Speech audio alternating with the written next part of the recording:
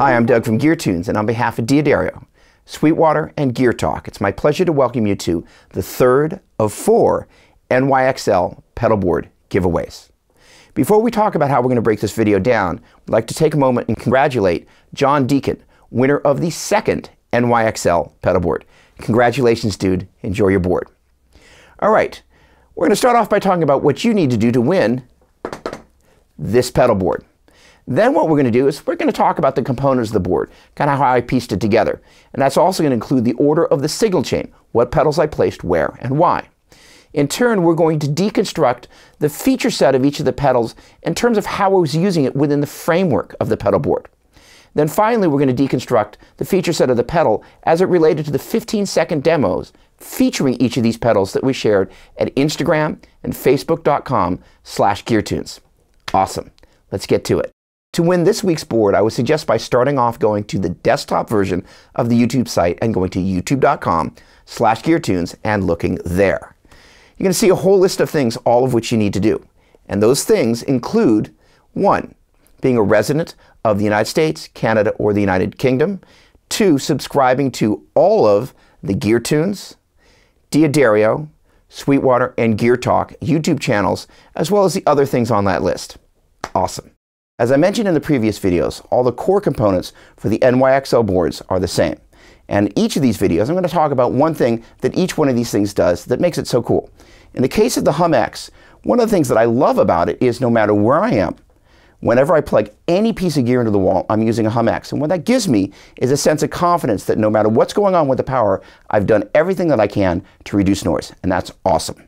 One of my other favorite things about the Stomp Blocks modular pedal boards is not only are the blocks modular, but the bags are. You get one bag with each of the blocks. So if you're using 2 blocks together for your pedal board, you can actually zip the 2 bags together and your pedals are going to be nice and safe. That's super cool. As I mentioned in the last video, the Voodoo Lab ISO 5 power supply gives you the ability to power a huge range of pedals. But it also comes with a huge range of connectors that give you a whole bunch of different lengths and different types of termination, and that's awesome. The plugs that come bundled with the Planet Waves cable station are coated in 24 karat gold. What's cool about that is gold does not like to oxidize, which means you're not going to be building up gunk on the ends of your cables or inside your pedals. The Peterson Stomp Classic features a large, backlit display that makes it super easy to tune both on dark stages and outdoor gigs. The signal chain on this board is again pretty much standard operating procedure for how I like to set things up. Guitar goes out into the tuner.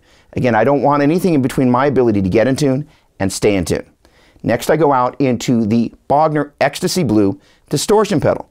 And again, I liken distortion pedals to the preamp section of an amplifier. That's where you kind of get your distortion, right? Okay. In turn, I'm following that up with the Wampler pedals Velvet Fuzz. And if you take a vintage non-master volume Fender amplifier, turn everything all the way up, it starts to get kind of a natural fuzz tone, and that's because you're overdriving the power amp section. So again, mimicking an amplifier, we've got the distortion pedal, then the fuzz. In turn, we're going out into the TC Electronic Vortex Mini Flanger, distortion, fuzz, first modulation.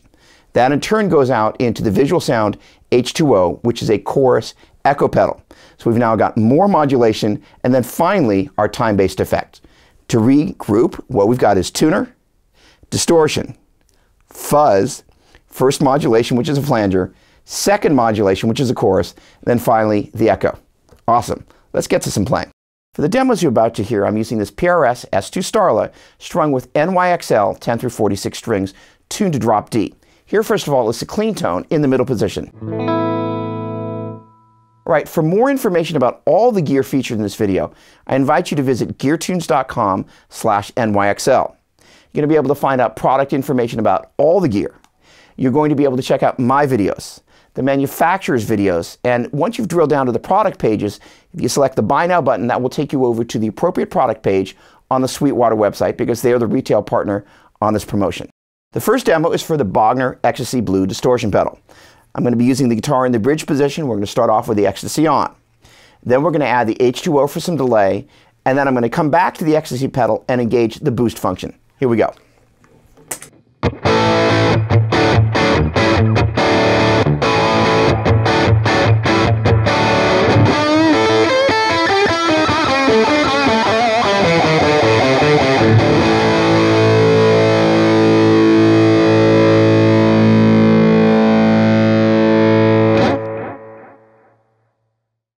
just a little bit of sustain. Awesome. Let's check out the 15-second demo.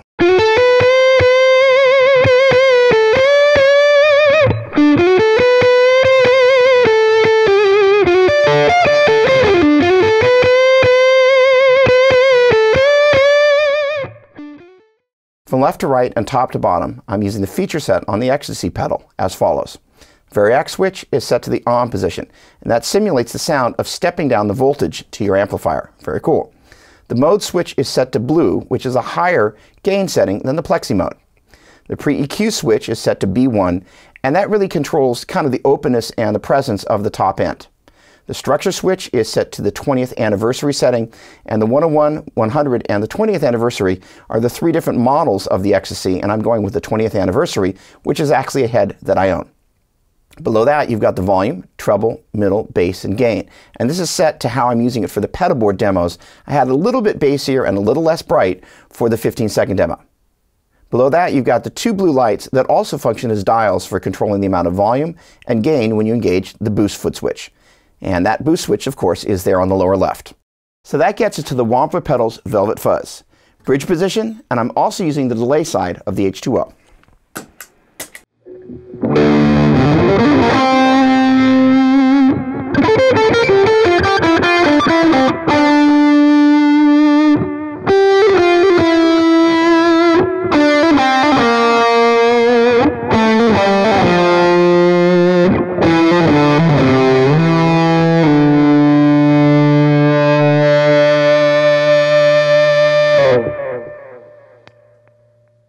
Let's check out the 15-second demo.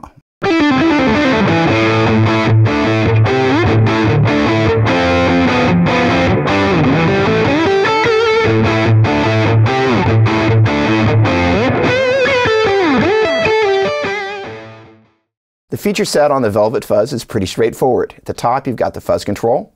Below that on the left, the volume. Then you've got a toggle switch that allows you to kind of change the character between big or tight in terms of the fuzz. I prefer the tight, at least in the framework of this board.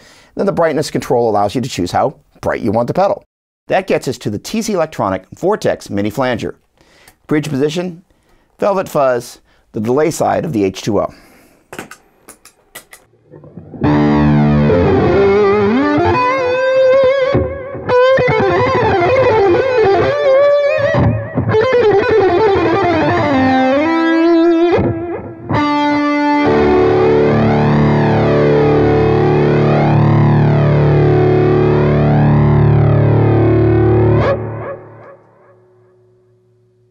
All right, let's check out the 15-second demo.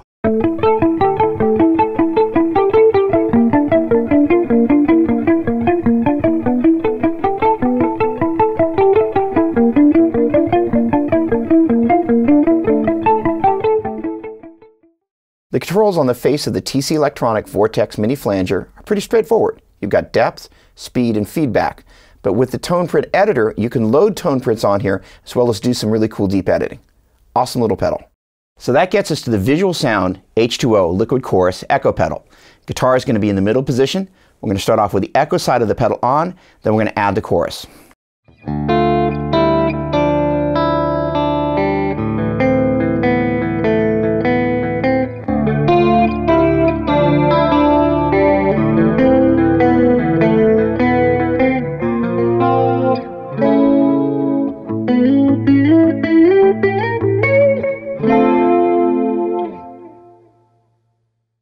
All right, let's check out the 15-second demo.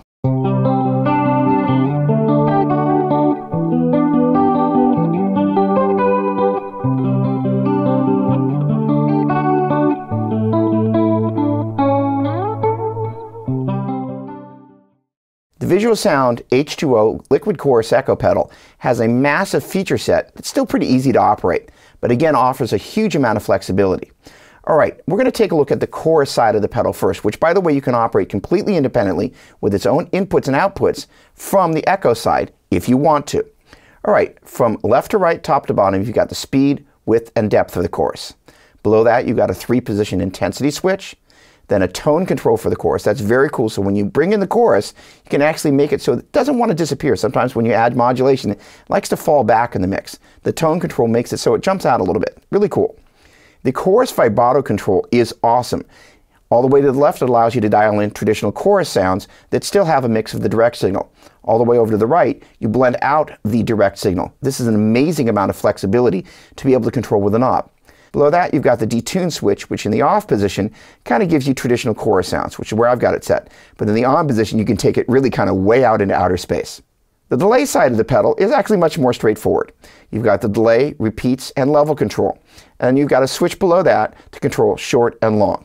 And at the bottom of the pedal, you've got independent foot switches to turn the chorus and echo on and off independently. So that gets us to the end of this video. Thanks so much for watching. For more information about all this gear, please visit GearTunes.com/NYXL. And please remember, we've still got one more board to give away after this one. Thanks again for watching. Cheers.